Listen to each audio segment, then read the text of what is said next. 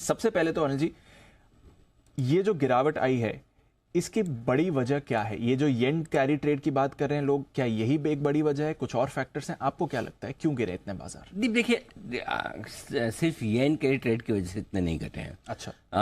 घटे हैं तो अमेरिका की मंदी के डर से। देखिए, अमेरिका में दूसरों का असर बहुत लिमिटेड है। ओके। दुनिया भर में कुछ भी हो उसका असर पड़ता है, लेकिन बहुत कम। फॉर एग्जांपल, युद्ध हो जाए तो उनको फर्क ही नहीं पड़ता। राइट। रशिया यूक्रेन हो जाए या इजराइल हमास हो जाए, क्योंकि उनको तो पता है आगे पीछे कहीं न कहीं डायरेक्टली इनडायरेक्टली उनका तो हाथ हर जगह होता ही है। तो इसलिए वो तो है ना, निश्चिंत रहते, लड़ रहे होंगे तो हमारा फायदा ही है। हम ही हथियार बेचेंगे, हम ही कुछ मरा जाएंगे और सब कुछ बर्बाद होगा तो हम ही बनाने के लिए पैसा भेजेंगे, हम ही इन्वेस्ट करेंगे, तो वो तो इनको फर्क नहीं पड़ता। हाँ, अगर उनके ऊपर समस्या आ जाए तो उनको बड़ा फर्क पड़ता है। तो पहली बार ऐसा लग रहा है कि अमेरिका को खुद के ऊपर समस्या आती हुई दिख रही है। जो कुछ छोटे मोटे डेटा आए हैं अभी अमेरिका की इकोनॉमी के, जॉबलेस क्लेम्स आए हों, बेरोजगारी के आंकड़े आए हों, नई नौकरियां नहीं लग रही है, ये सारे जो आंकड़े आए, तो ये पहली बार कहीं ये संकेत दे रहा है कि जनवरी 2023 के बाद ये पहली बार इस हफ्ते सुनने को मिल रहा है कि मंदी में जा सकता है अमेरिका।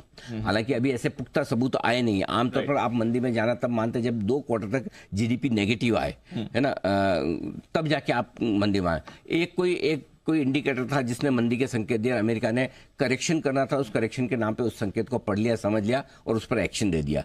अदरवाइज कहीं कोई दूर तक अभी तक ऐसे संकेत नहीं जिसमें कि अमेरिका को ये लगे मंदी का, लेकिन बाजार को डर मंदी का है और उस हिसाब से। तो सबसे, मेक नो मिस्टेक, अगर ग्लोबल मार्केट में कमजोरी का सबसे बड़ा कारण है तो सबसे बड़ा कारण उनकी अपनी मंदी के डर का ही है, न कि कोई और। ओके। तो पहली चीज अमेरिका को घट रहा है।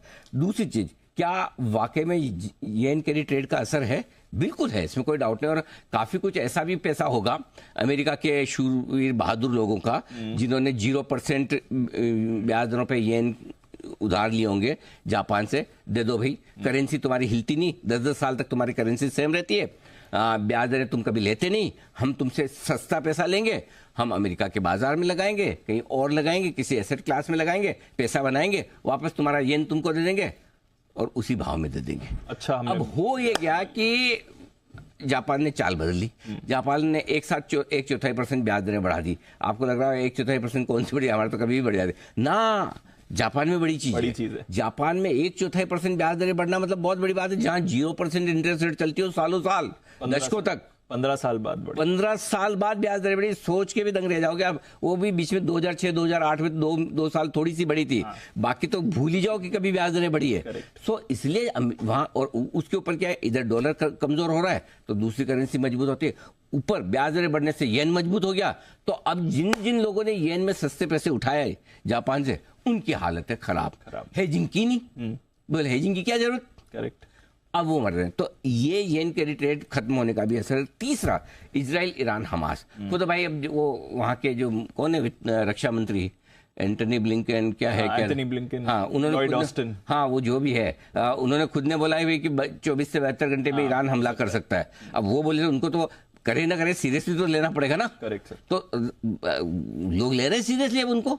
अभी तक तो खाली व्हाट्सएप पे ही घूमता था, अब खुद उन्होंने स्टेटमेंट दे दिया तो लोगों को टेंशन हो रही है कि पता चला कि अच्छा, अब उन्होंने दे दिया तो उन्होंने एक तरह से, है ना, मजे की बात दिखे दीप, उन्होंने डराया कि ईरान हमला कर सकता है इजराइल पे। इनडायरेक्टली उनको नहीं पता, या हो सकता है उनकी स्ट्रेटेजी हो कि इजराइल को लाइसेंस दे दिया है कि जाओ तुम ठोक दो। करेक्ट। पता चला उन्होंने किया नहीं कि इजराइल ने जाके 2 बम गिरा दिए।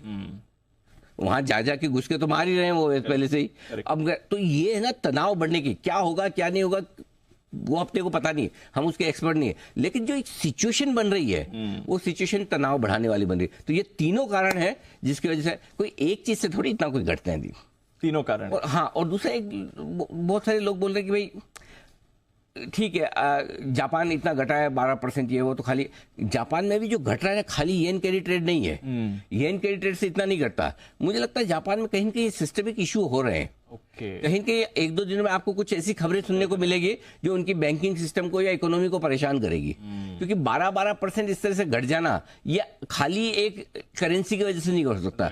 करेंसी के अलावा जापान की अपनी लोकल कुछ प्रॉब्लम, और वो जितना जल्दी बाहर आ जाए उतना ग्लोबल मार्केट के लिए अच्छा। भाई देखो, अगर दुनिया में सभी खराब है तो अगर ये पता चले कि हम इसकी वजह से खराब है, और ये पता चले इसकी वजह से जो खराब है इसकी प्रॉब्लम है, इसकी ज्यादा है, बाकी सबकी नहीं है, बाकी सबने तो वहीं से उधार लिया था।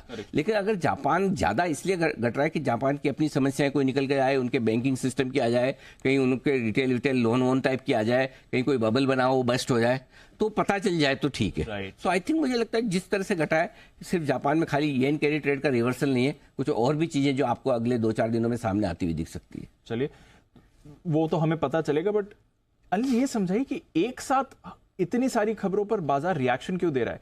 इजराइल, ईरान, हमास ठीक है, डेवलपमेंट है, बट काफी टाइम से हमास और इजराइल का इशू तो चल ही रहा है।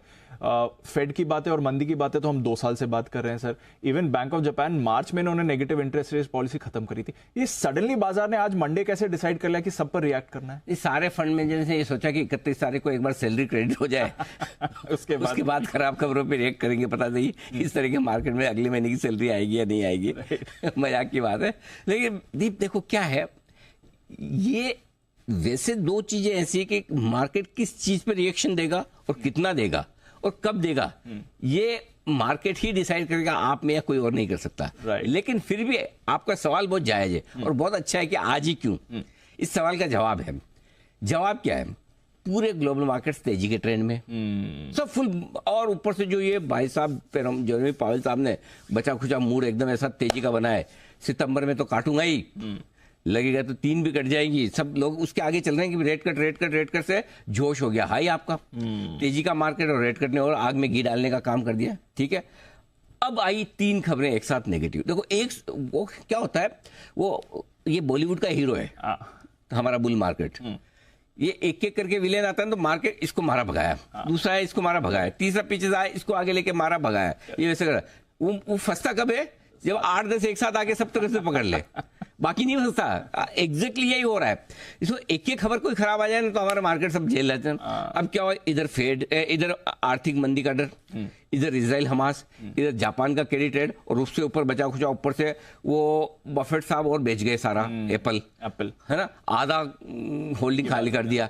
सो अब ये सारी जब चीजें एक साथ आई ना, और वो भी तब आए जब किसी को उम्मीद ना हो खराब खबर की, सब तो अच्छा सोच के बैठे हैं और उस समय खराब खबर आए एक साथ घुसे 4-5 तरफ से लगे, तो फिर भाई साहब दर्द तो हो गई। ये सारी खबरें एक साथ जो आई ना, इस वजह से पैनिक मचा है।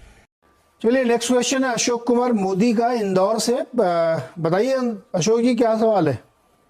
अशोक जी आवाज आ रही है आपको? हाँ आ रही है, आपको आ रही है सर? जी जी आ रही, सवाल बताइए सर। हाँ, सवाल मेरा है, मेरे पास में IRFC के 197 के रेट पे 2568 शेयर्स है, अभी तो लॉस हो रहा है, क्या करना चाहिए मुझे? क्या अभी हाल फिलहाल में लिए है लग रहा है? जी 197 पे लिया है। हाँ सर्वे जी 197 पे ले लिया, अटक गए IRFC में, क्या राय बनेगी? देखिए वही बात है, good stock bad timing. Thought मेरा ये रहेगा कि भाई यहाँ उछालों में निकले, नीचे के लेवल्स यहाँ डेफिनेटली इनको लेने के लिए मिल जाएंगे, नहीं तो एटलीस्ट अंडर परफॉर्मेंस रहेगी। तो अगले 3-6 महीने में इसमें अंडर परफॉर्मेंस रहेगी, बाजार के साथ परफॉर्म नहीं कर पाएगा। अगर बाजार ऊपर भी गया तो कम चलेगा, और अगर बाजार नीचे गिरा तो ये और ज्यादा गिरेगा। तो मेरी राय तो रहेगी कि उछालों में निकले। काफी लेट आए हैं इस ट्रेड में, जैसे भी मैं पिछले कॉलर को बोल रहा था, काफी चला हुआ स्टॉक है पीछे से, और 20 रुपए से चला हुआ स्टॉक है, तो आई थिंक काफी लेट आए हैं इस ट्रेड में। सर इसमें एक इनको बहुत सिंपल राय सबके लिए देता हूँ। हाँ। इसमें आप अपना टाइम वाइज स्टॉप लॉस लगा लीजिए। 15 दिन में आपको इसमें से निकलना है, भाव कुछ भी हो। 15 दिन तक नहीं चला तो आपको निकलना ही है इसमें से। ओके भाई, 15 दिन में निकल जाइए।